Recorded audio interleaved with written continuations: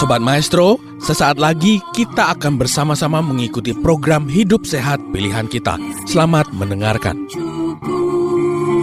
Membuat wajah berseri, diet yang seimbang, tubuh terlihat indah, udara yang bersih, jadikan hidup semangat, pengendalian diri, itu pemenang sejati. Hidup sehat, anugerah Tuhan. Hidup sehat, sangat berharga. 10 hukum kesehatan. Zat apa lagi? Zat yang berbahaya yang juga hormon disruptor dan bisa bikin kanker ada di dalam sunscreen, tabir surya kita. Kalau tadi yang pertama paraben, ini ada yang namanya oksibenzon, oktinoksat, homosalat. Ini semua yang bisa bikin cancer dan bisa bikin hormon disruption. Jadi yang harus dicari sunscreen kalau mau beli sunblock, kan tadi kita harus pintar baca label nih. Setiap produk baca labelnya. Cari yang bukan nano, jadi jangan gunakan yang nano. Jenisnya adalah yang titanium dioxide atau zinc oxide. Ini adalah yang kalau sunblock dipakai warnanya medok putih. Kalau warnanya medok putih itu aman. Kalau warnanya dioles terus hilang nyatu di kulit kan kita seneng justru kan, nggak kelihatan kayak cemong-cemong mukanya. Itu justru malah bahaya. Zat yang berikut yang hormon disruptor juga adalah SLS atau sodium lauryl sulfate. Ini sudah di-ban di negara-negara Eropa dan Kanada karena dia juga sama hormon disruptor, juga ada di dalam pasta gigi. Semua pembersih-pembersih semua mengandung SLS. Ini adalah suatu zat yang membersihkan. Jadi ada di pasta gigi, ada di shampoo, conditioner dan sebagainya. Bisa menyebabkan rontoknya rambut, katarak, merah-merah di kulit, bahkan mengganggu ke otak kita, bisa bikin penyakit jantung, liver, dan organ-organ tubuh lain. Jadi ini harus dihindari. Caranya gimana? Sekarang sudah mulai ada produk yang bebas SLS. Jadi cari produk yang tulisannya tidak ada SLS-nya. Ya memang rada susah nyarinya, tapi kalau cari produk-produk organik, pasti kita akan dapatkan. Deodoran dan antiperspiran, ada bedanya ya. Orang pikir pakai diketek sama aja, padahal dia beda. Yang namanya deodoran itu dia hanya menghilangkan odornya, menghilangkan baunya dengan menambahkan parfum. Atau dia kadang-kadang ada zat yang sifatnya antiseptik, jadi matiin si jamur dan bakteri di permukaan kulit sehingga jamurnya nggak bikin gas yang berbau. Nah, tapi yang namanya antiperspiran itu nggak ada produksi keringatnya. Dia cara kerjanya memblokir saluran kelenjar keringat.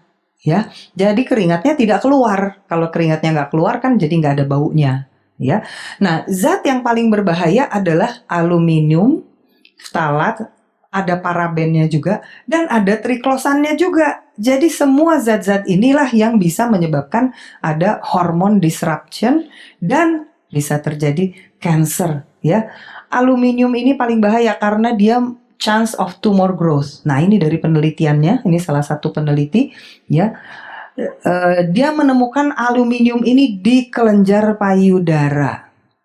Kan itu satu zat yang selalu bikin dia nggak keluar keringatnya.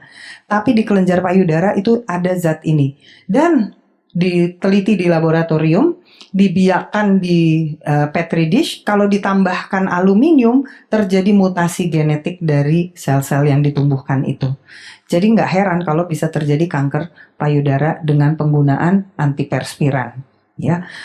Zat yang berikut yang juga bisa menyebabkan hormon disruption adalah tadi BPA, bisphenol A. Ini dia dapat meresap masuk ke dalam air yang ada di dalam botol plastik yang non BPA free ya. Dan menyedihkannya tuh di Indonesia kita kurang terlindungi ya, lembaga konsumen kita kurang gencar mungkin ya. Saya beberapa tahun yang lalu dengar seri pembahasan di Radio Trijaya waktu itu dari Badan POM. Jadi Badan POM sedang mau meningkatkan awareness atau kesadaran masyarakat untuk menggunakan wadah makanan dan minuman yang aman, yang safe.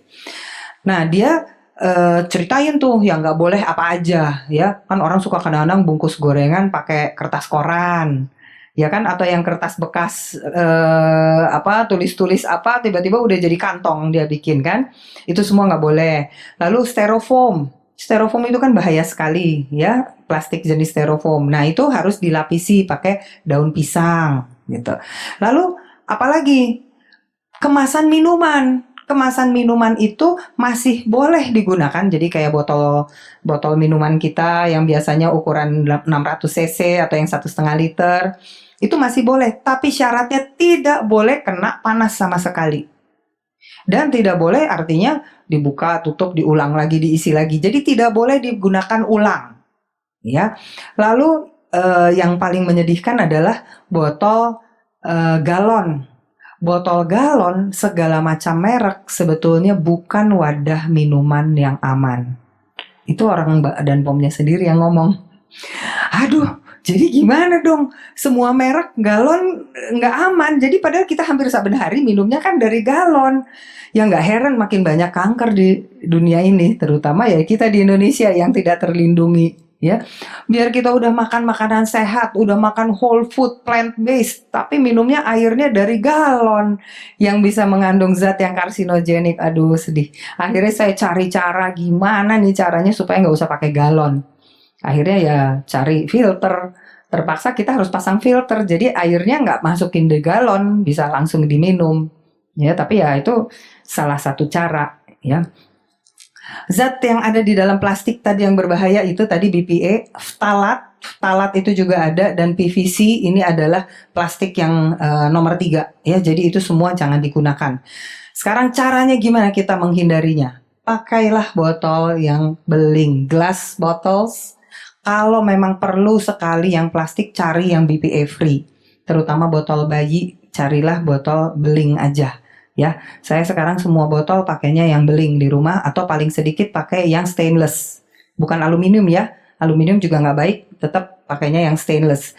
Jangan cuci botol-botol plastik di dishwasher, karena dengan dicuci di dishwasher ada suhu panas, dia akan larut si zat-zat yang toksik itu. Ya, cari makanan yang tidak menggunakan packaging plastik. Nah ini yang susah. Karena kebanyakan makanan kita kalau kita beli yang di toko, bahan pembungkusnya tuh plastik. Kalau bahan makanan itu kering, yang benar-benar kering, dibungkusnya kantongnya plastik, masih aman. Tapi kalau dia makanannya yang lembab, jangan-jangan ada yang sudah larut dari plastik tersebut. Dan jangan gunakan plastik yang tidak tertera di situ BPA free. Ya, amalgam untuk lubang gigi. Itu kalau dia mau ditempelin biasanya diolesin dulu suatu zat yang membuat si tambalan itu bisa nempel. Nah tambalan itu juga mengandung BPA. Jadi dia ada resinnya ya, resin contains BPA. Sobat Maestro, Anda baru saja mendengarkan program Hidup Sehat Pilihan Kita. Terima kasih atas kebersamaan Anda. Istirahat yang cukup membuat wajah berseri. Diet yang seimbang, tubuh terlihat indah. Udara yang bersih, jadikan hidup semangat. Pengendalian diri, itu pemenang sejati. Hidup sehat, anugerah Tuhan. Hidup sehat, sangat berharga. 10 hukum kesehatan. Hidup sehat.